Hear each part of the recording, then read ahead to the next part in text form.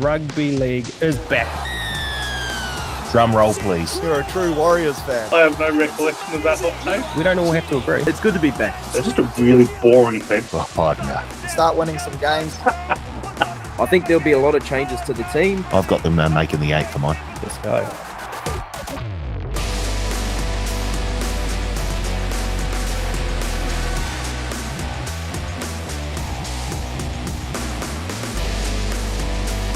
Hello, punters, and welcome back to the Advantage Line TAB's Rugby League betting podcast. My name is Karl, and I am not in the same room as my good mate Paul Mawati today. But Paul, another big week in Rugby League coming up.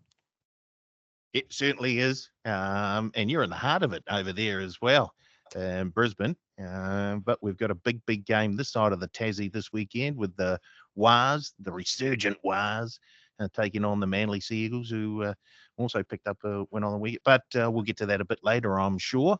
But yeah, I quite like the studio, just me and there. It's nice. We have to do something next time about the framing. It's massive. You look like a little person inside a big room. Yeah, I'm glad you mentioned that. Yeah, I actually did audition for the on Game of Thrones for the character played for Peter Dinklage. So yeah, thanks for that. And our other esteemed colleague or guest, decked out in Masters kit today. We're gonna have to make sure, fellas, that we don't turn this into a golf podcast, because that could very much happen very fast. But Nick Tedeschi, Teddy, how you going, mate? Look, I'm not going that well, Carl. I'm not going that well. I was in Augusta last year, and I've got massive FOMO this year. So, just struggling through the week. Just about to go and make myself a pimento cheese sandwich after this, and get stuck into some beers in some Masters Cups from last year. But good week. Footy, getting the heart of it now. 6 weeks in now, so getting exciting, and hopefully Paul can find a winner soon, so we can get his watch fixed and arrive on time. Yes, we're gonna make out some time, and I've counted 4 Masters reference from Teddy so far. We'll play a little game and see if we can get to 10 today. We'll get to 10 before the intro finishes. We're going to kick things off, as we always do, punters, with divided opinion, but we're going to do it a little bit differently this week. Fellas, I asked you to do some homework. I know one of you have done it, one of you haven't, but the one that hasn't should be okay. This week, I wanted to highlight, I guess, the biggest cross-code name to have played in the NRL since '95 that we may have forgotten about. Someone who was a big name, I guess, played reasonably well, but everyone has forgotten about. Teddy, I know you love this, so I'm going to start with you. Who have you got? Yeah, look, you've mentioned cross code, and I've gone with one of the world's great games, Gaelic football. Brian Carney came across from Gaelic football to play Super League and then played in the NRL, so he was now a head pundit at Sky. He'd certainly be the biggest from that, but I'm going to go back maybe just a few more years than what you'd hope for. I assume this is about Rugby Union to Rugby League, and you don't get a lot of you get almost no Rugby Union people coming across Rugby League now because they're rubbish, and it shows the clear superiority of one code over the other. But back when rugby was an amateur code, and they would skank themselves out for the Rugby League cash. You used to get the odd good one come over. And 2 of my all-time favourites, Darryl Halligan. I don't know, I assume he played for the All Blacks. Was a long-serving Canterbury Bankstown winger and goal kicker. Won us the 98 prelim. And an old favourite of mine when I was a kid, this was one of my favourite players. He had a couple of stints at the Dogs and fit at the Cowboys. Jonathan Davies. Played a lot of rugby union for Wales, I think, but he was a big name and full of flair, Jonathan Davies. So he was a great player.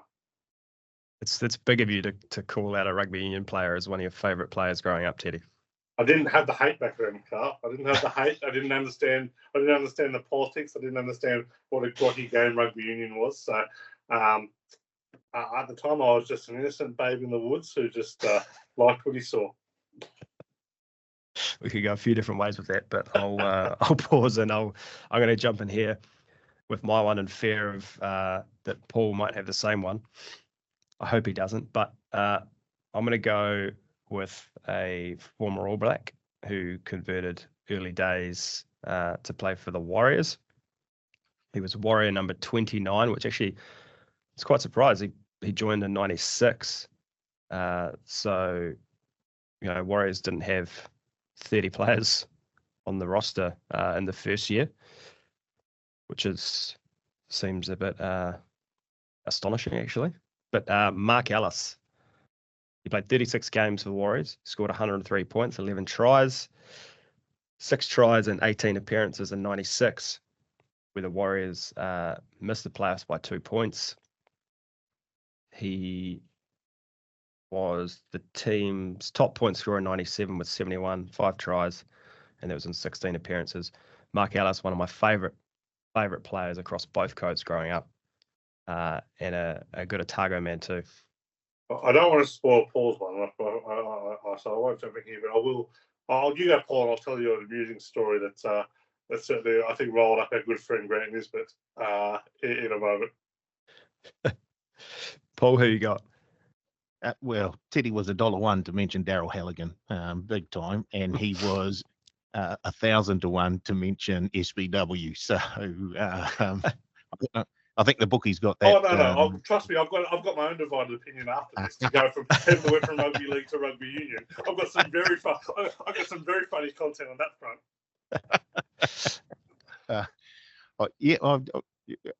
I'm happy with Daryl Halligan.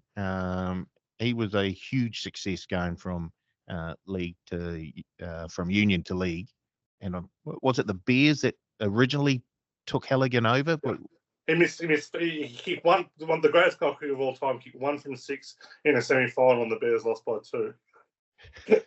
Never played for North Sydney again.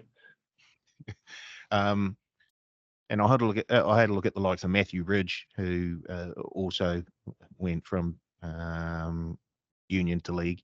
But I thought I'd settle on Craig Innes, who was around the same time as well. Played 17 tests for the All Blacks, played for the Auckland Blues, and then went across to Leeds.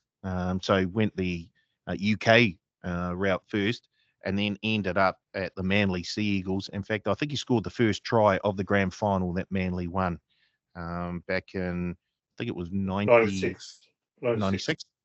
Yeah. So Craig Innes for mine. Well, the person I was going to mention, Karl, was John Kerwin. And I mentioned in this photo, how he was a very old debutant and had no idea where he come from. Apparently, he was a very good rugby union. This man was somewhat aghast, but as I was his boss at the time, and it was very early in our relationship, I don't think he said too much. Who's this idiot? Now, we've talked about all these union players have done well in league. What about the some of the league numpties who went across and played rugby union, being severely decorated? Yes, reserve graders like Matt Duffy, the Storm, is now an All Black. Joey Tamani, who is currently playing, I think, in 3rd Division Brisbane, was maybe the worst tackle I've ever seen in the NRL. I think he played 10 years for the Wallabies. Like, there's a lot of good content here, Karl. So let's not sleep on the good stuff. Well, there's some big names that tried their hand at rugby union. Some successful, some not. But yeah, but it's the fact that surely the fact that Matt Duffy is now an All Black has severely devalued that jersey. Yeah, Matt Duffy, not the best All Black going around. I'll give you that. While we're on it, then, who is your most successful, in your opinion, the most successful player to go from league to union? Well, I don't know what happens when they go to union, so I can't say I'm all that sure. But I know maybe someone like Marika Korobedi, he seemed pretty good. Lotus Tikiri played a while. Matt Rogers Tikiri would be up there. Matt Rogers seemed to do good. Yeah. I couldn't tell. Once they go, they're dead to me, Karl. I know. This isn't a bit. This is reality. Yeah, he's not playing up punters. He truly hates rugby union. And that's why this is a rugby league podcast. Right. Next, we're going to have a quick look at the results from last week. And I thought we'd start with our tipping comp results. Paul, I saw you went 4 from 8 last week. I went 6 from 8. Teddy, how did you go? I couldn't find you on the list. I'm not sure I went to become maybe 4, 3 or 4. Okay. Wasn't too far off. Yeah. All right then. I had the Bulldogs, which served me well. So that helped me. That helped pull back some of the other ones that went all right. Yeah. Wasn't a great week though, that's for sure. The Bulldogs we'll get to in a second. I saw so Teddy, I know you're leading out of the three of us in the tipping comp. Oh, good. I'm not far behind, and Paul is a long way back in third when it comes to us three. Reminds me of our NRL Grids scoreboard as well, Karl. Yep, and we're going to get to that shortly too. I can see Paul beavering away there, trying to catch up. Paul's just like, keep speaking, Teddy. Keep speaking. I've got 4 more boxes to fill. Just for the punters, Paul forgot to do the NRL grid again, so he's doing it now as we're recording. He's only even money to be doing the right one right now as well, just quietly. Yes, it is yesterday's one, Teddy. Paul, Tuesday, 9th of April. All right, let's go quickly through the games last week. Storm 34, Broncos 32. Teddy, Storm, lucky to get away with this one? Lucky and unlucky. It was one of the great games. Like I probably got it as the second best game I've seen this year after the Storm Panthers round 1. Different kind of game, obviously, but I don't recall a team scoring more luckier tries than the Broncos. But and this isn't even a knock on criticism of them. Like, they kind of create their own luck, but they're getting the bounce of the ball, they're scoring length of the field, stuff like that. It's kind of hard for who they are, so you've got to respect it. But those was on -6.5 were dead in the water, and then led by 8 with 3 minutes to go. You think, here we go. But no, it wasn't to be. The Broncos scored late. The tallest player in rugby league history, 6'9", Ventura, crashed over. I think we'll see a bit more of that throughout the year, just quietly. Great game. I thought Ezra Mann was really asserting himself as one of the dominant running halves in the comp. He's the next Cody Walker from on. Melbourne, though, really dug deep. And I thought the refereeing was very much against Melbourne on the weekend. They had some very bad 60 in the against them. But the bigger qualm for me is Ashley Klein just let the Broncos have their hand all over the ball.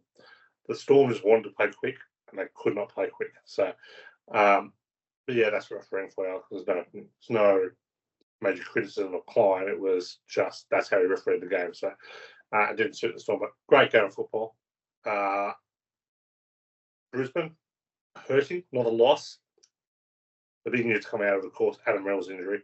Not as bad as first thought. Looked like one of their season ending ACL. Looks like I only missed a couple of weeks, but a couple of weeks, couple more losses. They're starting to fall behind. Second premiership favourites are not in the 8 right now. Yeah, we'll get to the Broncos again shortly. You said what a game. What about the Bulldogs 30, Roosters 26?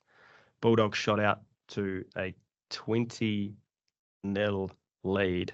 There were red cards. There were HIAs everywhere.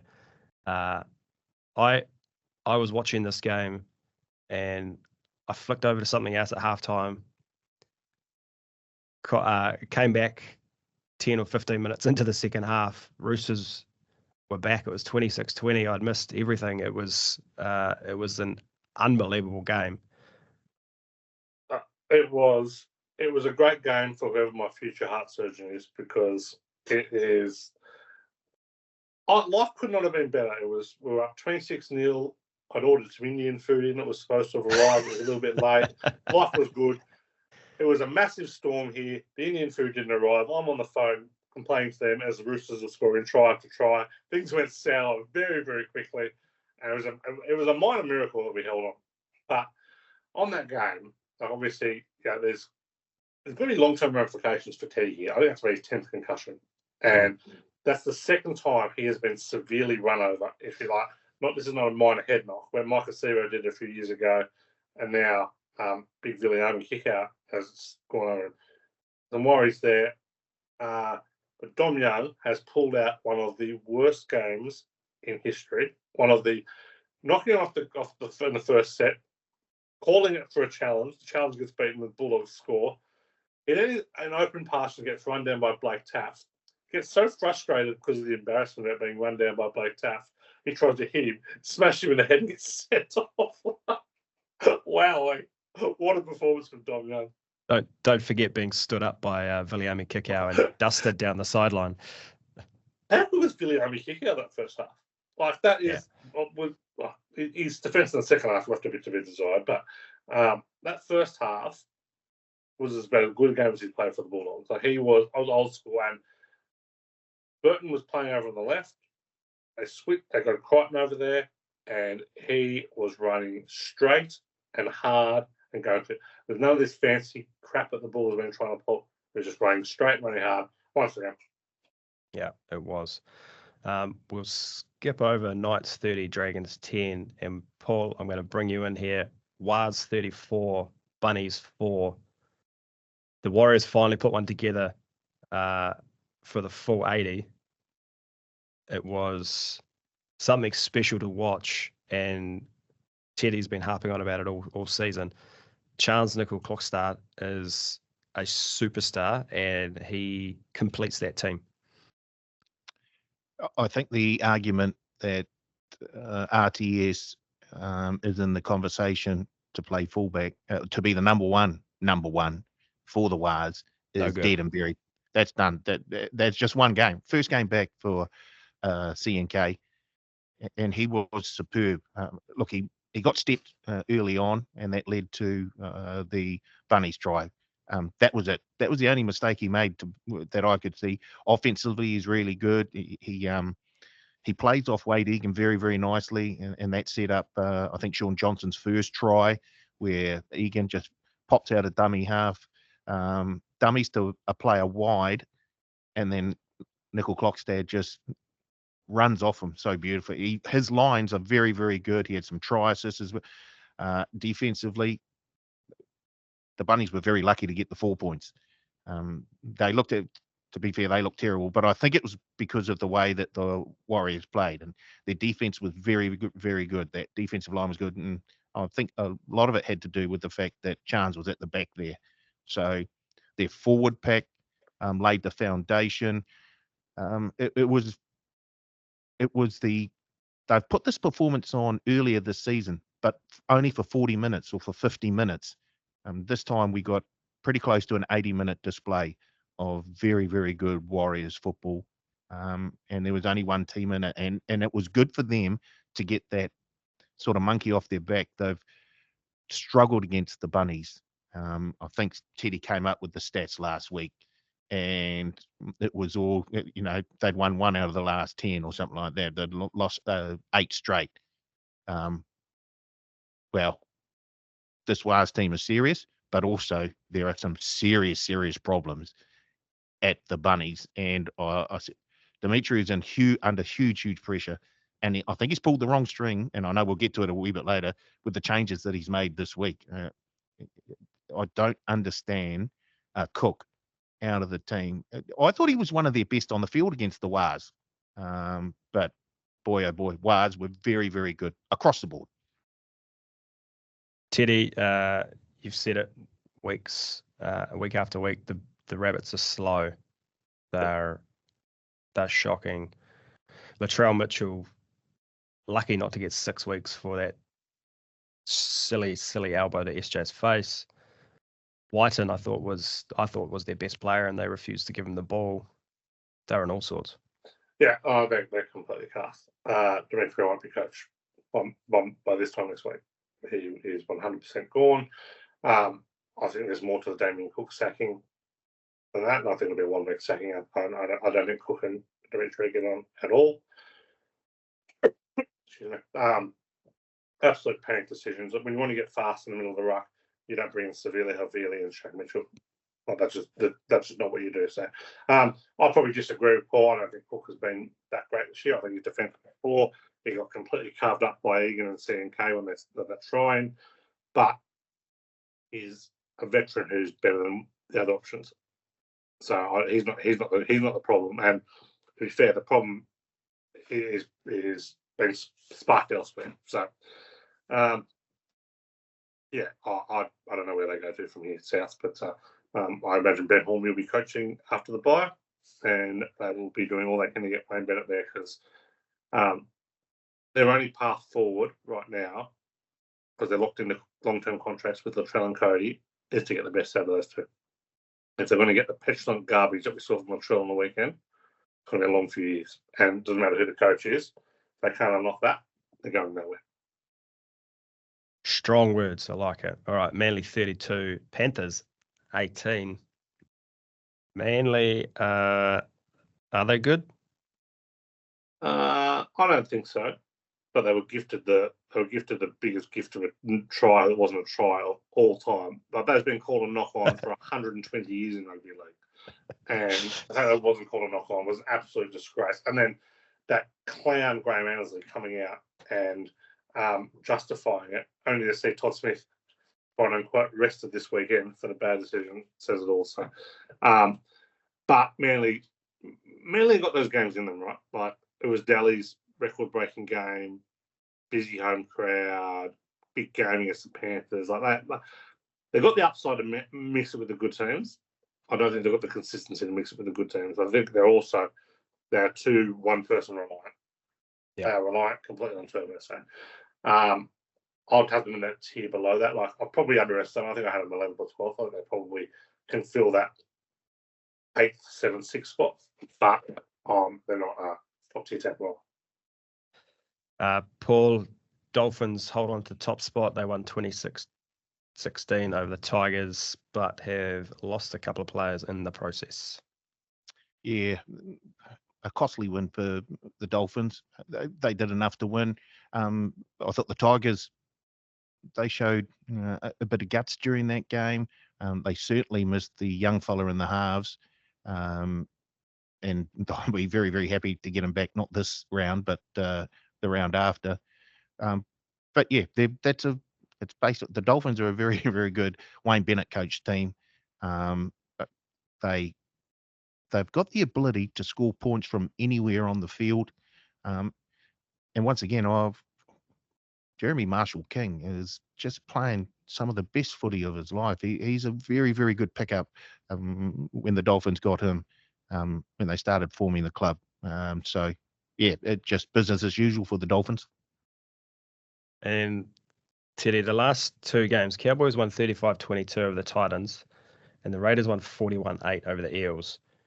These are two teams that I can't seem to get a grab on, and I don't know if they're good or if they're shit. I've never seen a team less impressive scoring 35 points than the Cowboys. But they should put 80 on. They had that many opportunities. Like I thought they were incredibly poor, and then that spell at the end where they let all those tries in, I thought was ordinary. Probably a bad decision with the sin bin. There's no way that was a sin bin. So, but I don't think the Cowboys are much good. I think they can score points, but they couldn't score enough against the Titans for mine. That was always in hand, but yeah, you can leave me out of the Cowboys. Canberra, Hammer coming last. I was obviously wrong on that. They're not going to be coming last because they are just beating up on bad teams, but they have been gifted, not necessarily at the start of the year what looked like a good draw, but they seem to be getting teams at exactly the right time and absolutely hammering them when they do. So, yeah, I sort of said something also that they're a top 8 contender. They're not a top 8 contender, but they keep getting games that they're going to win. So they're going to be the early clubhouse leader, one of those ones that go in, 2 shots up when they're finished and the leaders are coming up. They've played 1 or 2 holes, but probably not going to win. But they're doing something up front, which is good for the Raiders. And that's our 6th Masters reference so far. Wasn't Masters, generic golf. Golf in general, we'll count it. We'll count it. All right, let's move on to the grid for yesterday, Tuesday, 9th of April. If you play along at home, pause the pod, go do this, and test yourself against not the best in the business, but just us 3 mugs. Teddy, I'll start with you as always. Along the top, we've got David Shillington, teammate, has played for the Warriors, and a Todd Carney teammate down the left has played for the Raiders, played in the 2020s, and has played for the Roosters. Who have you got along the top? Open up with a brain. Raiders, David Shillington, Justin Carney, if I remember, a little nuggety 0.29. Really strong with the Raiders and Warriors. I couldn't get Ruben Wiki out of my head, so I had to try and avoid that. I figured that would be about 1,000 points. And then with Jack Murchie, had to pull the brain out. So Jack Murchie, 3.78. And a Todd Carney teammate, Raiders player. I was living in camp at the time, so I had plenty to choose from. I'm pretty disappointed with my answer, to be honest. But Trevor Thurling, 1.39. That's a good start. Paul, have you done the top row yet? Yeah, I've got Justin Carney, Jack Murchie, and Trevor Thurling. I can tell you how much Ruben Wiki got.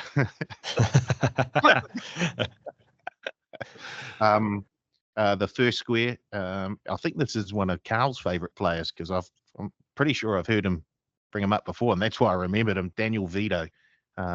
He was 1.24, teammate of Shillington, and played for the Raiders. Ruben Wiki, 10.58, and is a favourite of Teddy's, I think. Nigel Plum, 2.51. Nice. Yeah, you're right. Daniel Vito, one of my favourites, and I chose him also in WrestleMania week because he is on the roster for WWE. So 1.24 for Daniel Vito. Did he wrestle at WrestleMania? He did not. Unfortunate, but he should have been. In the middle slot, Blinky Bill Tupou. Ooh, yes, sir. 4.45. I was pretty disappointed with that. You deserved much better than that. Yeah. And then in the end, Todd Carney, teammate at the Raiders, the great man Ruben Wiki, 3.01. Oh, what? So Todd Carney and Ruben Wiki played together? Yeah, there was 2-year crossover or 1 year crossover. That is hard to believe. Ruben Wiki came to the Warriors in 2005. No, I think it was 2006. Pricey was 2005, and then Wiki was the year after. And Carney debuted in 2004, I believe. Wow, that's unbelievable. I thought Ruben Wiki was retired in about 2002, and Todd Carney debuted in about 2009. So, if you've seen Ruben Wiki lately, you'd say that he's probably still playing. He is. He's kept the form up. Well, I have advocated a long time, Paul. I've been very much an advocate of let's get a seniors NRL tour going. Get all these great players going, play full 80 minutes of rugby league. Hopefully on a Tuesday and Wednesday nights to fill in the gaps. That would be great. All right, let's go middle row. Teddy. I hated this row. Played in the 2020s. David on the team at Jared Croker, 5.60. It's a weak guess, but really struggled to extrapolate kind of the different decades. This one. Only Wizard Warriors 2020, Tane Tuapiki, 0.06. Nice. And Todd Carney teammate struggled with this one big time. Playing in the 2020s, Wade Graham, 9.16. Paul? I went, and I thought of Tane Tuapiki, and I thought, hold on, this isn't updated yet for 2024. And I couldn't remember if he had played a game in 2023. So I left him out. But Dave Shillington teammate played in the 2020s. Anthony Milford, 3.96. Nice. Good one. Then I wish I had taken Tane Tuapiki. I got a brain for this one anyway. But when I put him in, I realised he could have been in the box below. Freddie Lissick at 0.43. Oh, nice. And then Wade Graham. Freddie Lissick's in the news over here after he'll be up against. That was a disgraceful challenge from Freddie Lissick. A disgraceful challenge. He deserves a long time on the sidelines. Yeah, we'll disagree. And for Wade Graham, 9.16. All right, I went Paul Vaughan, Dave Shillington teammate, 3.65, played in the 2020s. I also had Freddie Lissick as a brain, 0.43. And Todd Carney teammate, played in the 2020s, Andrew Fafita, 7.56. Teddy, your bottom row, please. I'm very happy with my first one. David Shillington's teammate, Roosters player, the shortest last name in NRL history, Setamata Sarr, 0.56. Wow. One of the most mocked wingers of all time, Warriors, Roosters, run down that grand final, Todd Byrne, Oh, skinny burn. 4.15. Skinny burn. And Todd Carney, teammate, Roosters player. I'm not actually sure they played together at the Roosters. I think they played together at the Sharks, but he played for the Roosters. Anthony Tupou, 4.01. Nice. Skinny. I remember watching, I think it was the Warriors versus Roosters, and Todd Byrne made a break down the right-hand touchline, and he was in mud on a treadmill going backwards, the fastest I've ever seen anyone go backwards. No good. Paul, your bottom row. I think the fastest anyone has gone backwards would have been, I think it's a favourite of Teddy's as well, Tony Edel for, was it the South, was it Adelaide Rams. Adelaide Rams. Their first ever win. To waste the last 10 seconds of the game, sort of. No, everyone thinks it was the last 10 seconds. It was to waste the last 45 seconds. And he ran back 80 metres and they couldn't get him. Bottom row for me, Braithen Astor, 3.04.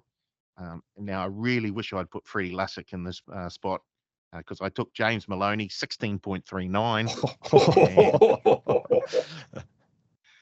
And Mitchell Pearce, 6.12. Hey, no red squares for you, Paul. That's big. Good stuff. Well, anytime there's a Warriors column in there somewhere, I can fill them in fairly quickly. My bottom row, Jamie Soward, 2.51. The great man, Ivan Cleary, 3.17. Very nice. And I got lucky with this one. Tom Simons, 1.44. Tom Simons. Wow. Was he related to John Simon? Oh, no. He played 27 games for the Roosters. And If he is related, Paul, they could not look any more different than the pasty red head. All right, Teddy, what's your total? 29. Paul? 53.4. 27.5. Nice work, Karl. It's my Deserved it. second scalp of the year. I'll take that. I'll be having a word of fun as to who runs the NRL Grids to let's leave the Warriors out on Tuesdays. Yeah, I think my two wins are Warriors based, Warriors related wins.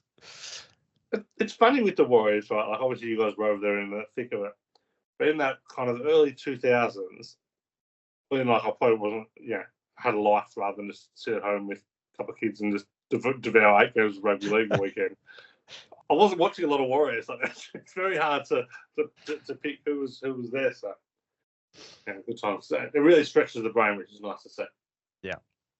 All right, we've got 20 minutes to burn through this week's previews and get to some betting. So we're going to start with the Knights. Excuse me if these prices are wrong. I think they're up to date, but Knights $1.55, Roosters $2.35. Knights are 4.5 point favourites. Roosters have won the last 2 and 8 of the last 10. Teddy, what else have you got for us? Roosters v Knights. Yeah, don't know if this is a betting game at all. Roosters got the head-to-head record. They've covered 10 of the last 13. I know that run Newcastle top 16 just twice, but no Teddy, no Walker, no Young. And it's an already pretty hefty injury toll. Not sure about Connor Watson in the 6th jumper. Knights have also been very good at home, covered 11 of 15, 9 of 15 of a double-digit win.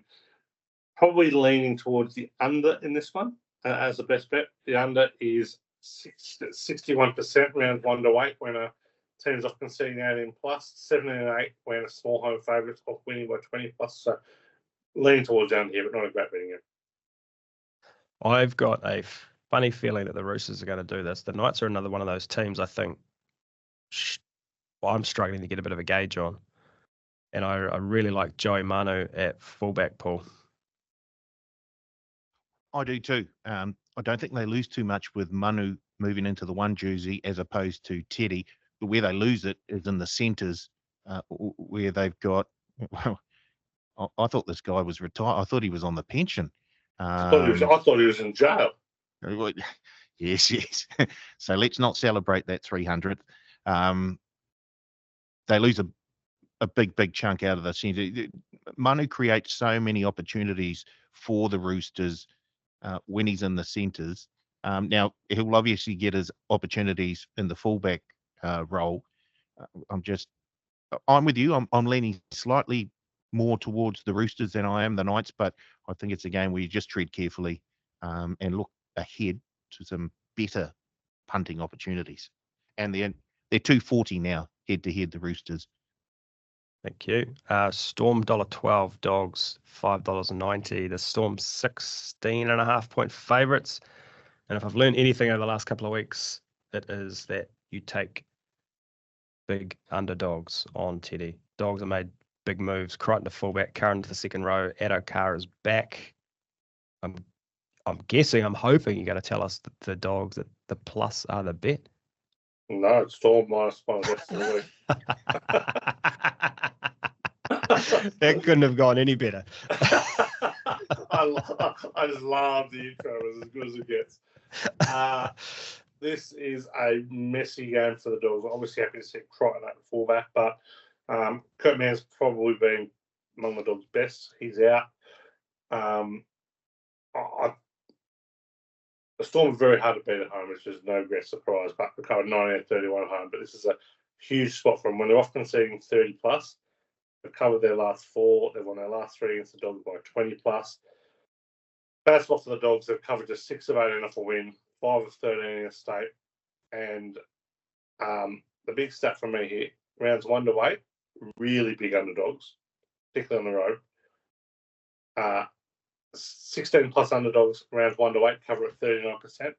When they're playing interstate, that drops to 33%. So I will be backing the Storm very confidently. I think there's going to be plenty of points in this one. So backing the over 2.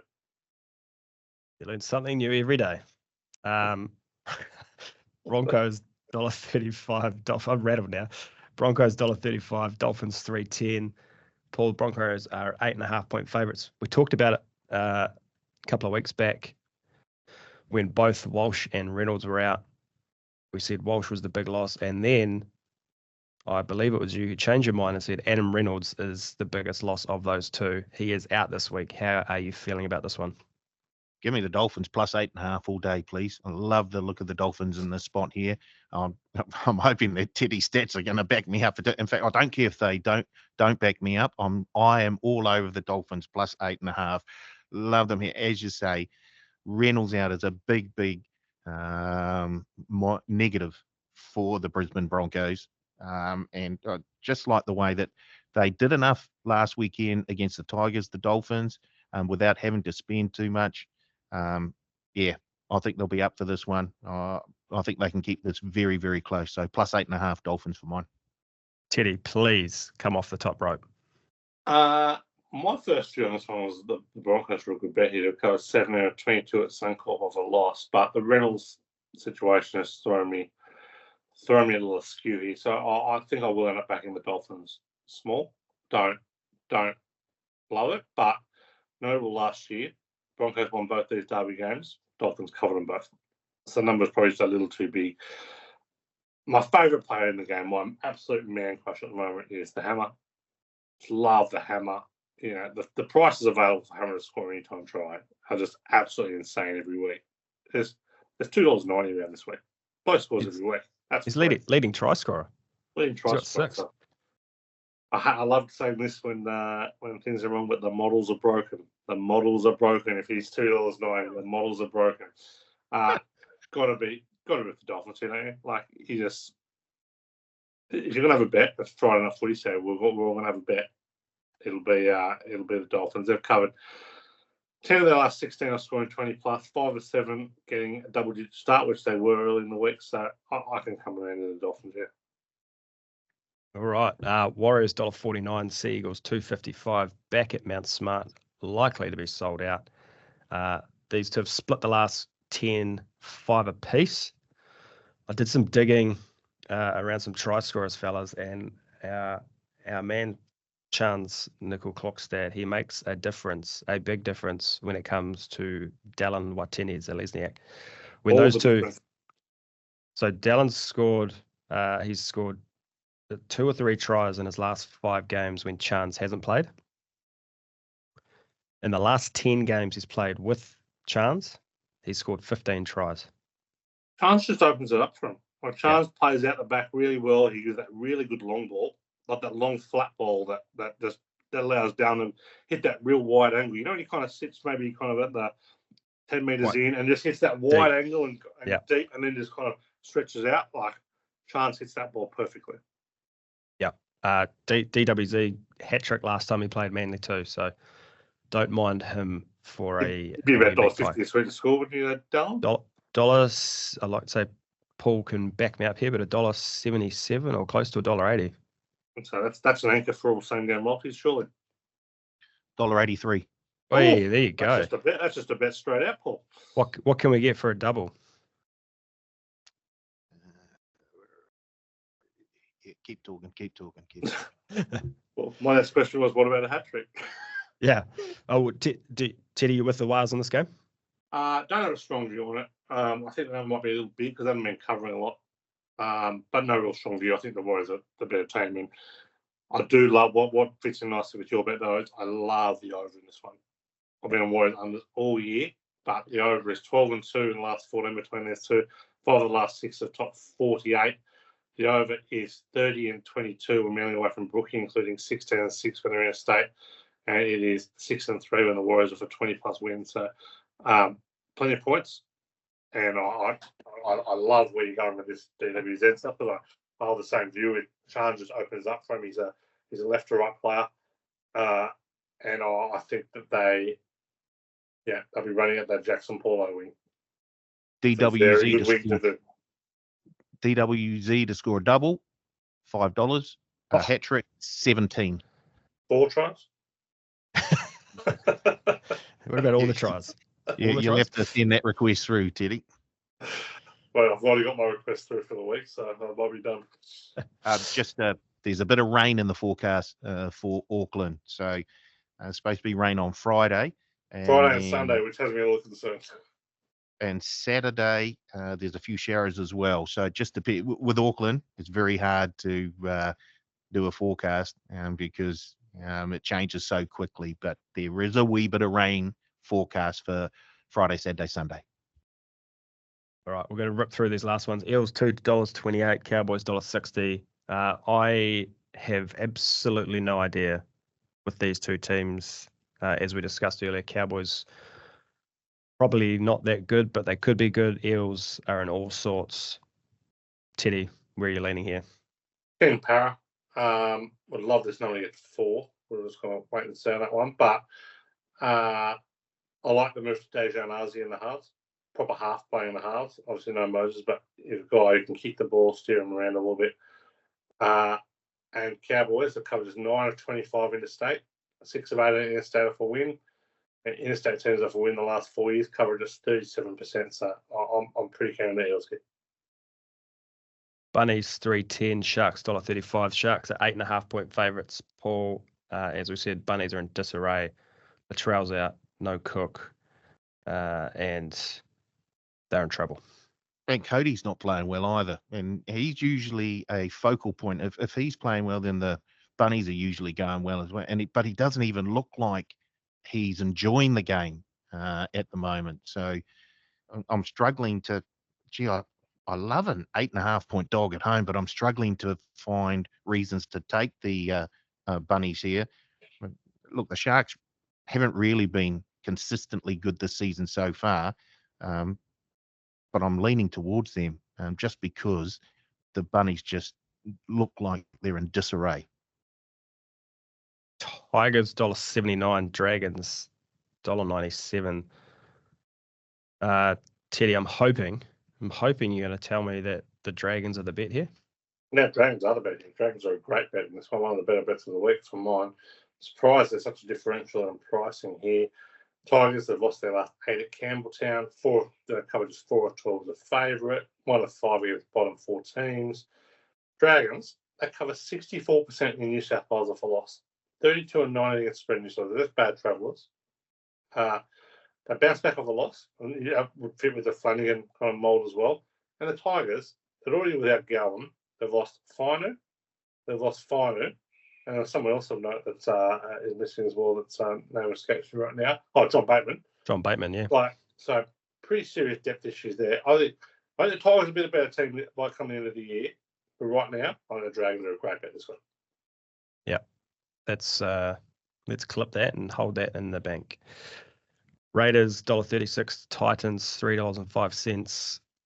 Raiders are 8.5-point favourites. I'm going to assume they cover and they cover well. Teddy, what are your thoughts? No, I'm going to be at the Gold Coast this one. Not big. I don't love this one. I cannot have the Raiders that short. They've covered just 2 of 9 with a double-digit favourite, which they have been. I think they're short enough. 14 of 13 as a favourite. Just 13 of 30 at home. There's a little bit there with the Titans last week at the back end of that game where I thought they dug in, and I'm happy to take them. My God, can we just drop Tanner Boyd? Like, seriously, can we just drop Tanner Boyd? If they drop Tanner Boyd, I'm all in, and play Brimston in the halves, I'm all in on the Titans this week, but not happening. But yeah, again, hard betting game to finish off with. I'll be back in the Titans small and the over small. It did score the most points they've scored all season last week against the Cowboys, the Titans. So They doubled their season try tally last week. it's One game. positive. All right, Paul, can you run us through the results of last week's betting? Not a lot to. Well, There's a bit there, Did I- Paul. yeah, got there's okay. Didn't I all get a right. win? Well, let's start with you. Where are we? I had Yes, one Karl. bet, 3 legs, straight bet multi, if you remember. You had Storm head to head, Tick, Bulldogs plus 10.5, tick, Dolphins head to head. tick. Yep. For a collect of. Yep. Would you have a Hundy at 422?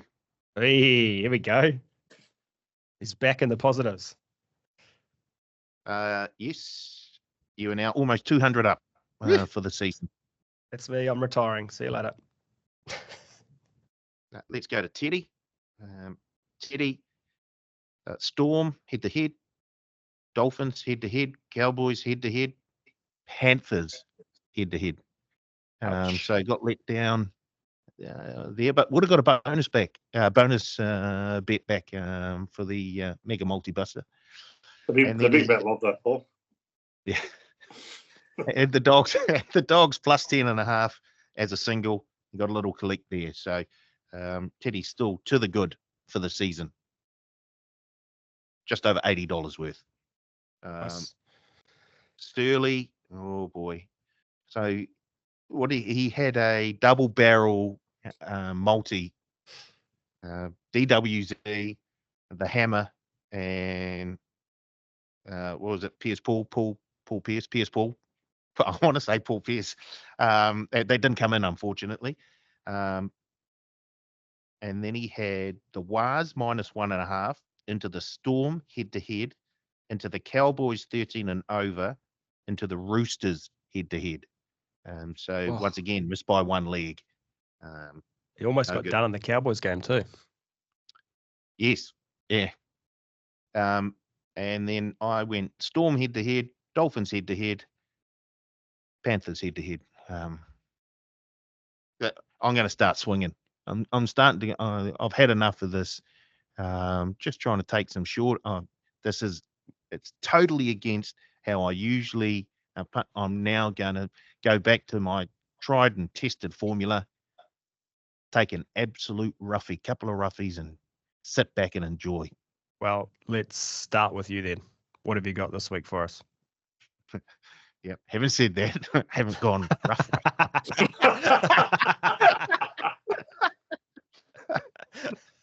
So, yeah. Oh boy, I'm not playing with a straight bet though. I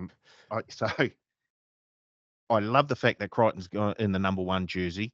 I love the fact that what's her name starting on the edge, former Warrior, Josh Curran. Yes, yeah. Show some respect, please, Paul. Yeah, apologies. I'm taking the Dogs plus 16.5 against the Melbourne Storm. I'm taking the Waz head to head at $1.49. I'm taking the Sharks head to head at $1.35. And I'm taking the Raiders head to head at $1.36. That's my 4-leg multi. I'm putting the whole $100 on there. Sorry, 5-leg multi. Whole. No, it's not. I'm looking at the wrong multi now. My 4-leg multi comes out at $5.11. Whole hundy goes on. Nice. Teddy, what do you got? 70 on the Rabbitohs plus 8.5 as a dyed in the wool merchants of the big home underdog early in the season. So backing that, having a $30 double St George head to head into the Storm minus 16.5. Nice. I've got 2 bets. I've got 80 on the Roosters plus, Warriors to win, and Dragons plus. That should be around the $5-ish mark, I think. And then 20 on DWZ to score a double. I think you said, Paul, that was $5. Yep, correct. Yep, 20 on that. Those are my 2 bets. Haven't got any bets for our mates Surly or Blake just yet, so I'll get them to text them through and we'll get them into the spreadsheet. But fellas, that will do us for the week. Teddy, thank you very much for giving us some time. I know the Masters, you're looking forward to getting in front of the TV today, so we'll let you go do that. TV's on right now, Karl, so haven't missed a beat. Paul, Looking forward to it. Should be a big weekend of golf action and a big weekend of footy action as well, so looking forward to it. Absolutely. And Paul, thank you for joining us, albeit late and underprepared, but we appreciate it nonetheless. I'm surprised that we haven't heard the Masters music in the background, Teddy's house at the moment. It has been playing non-stop. It's been playing non-stop for about 3 days. So every time I enter a room, I just put it on just as walking in. Don't forget the promos we got on this week as well. Same game claim on the Storm Bulldogs game, the Waz Sea Eagles game, and the Tigers Dragons game, and of course the Mega Multi Oval Ball Mega Multi Buster as well. So yeah, same game claim on those 3 games this week, and the Mega Multi Buster. Nice. Thank you, punters, for listening. Again, if you're going to have a bet, do it responsibly. Enjoy the weekend, and we'll be back next week to talk some more footy. Cheers.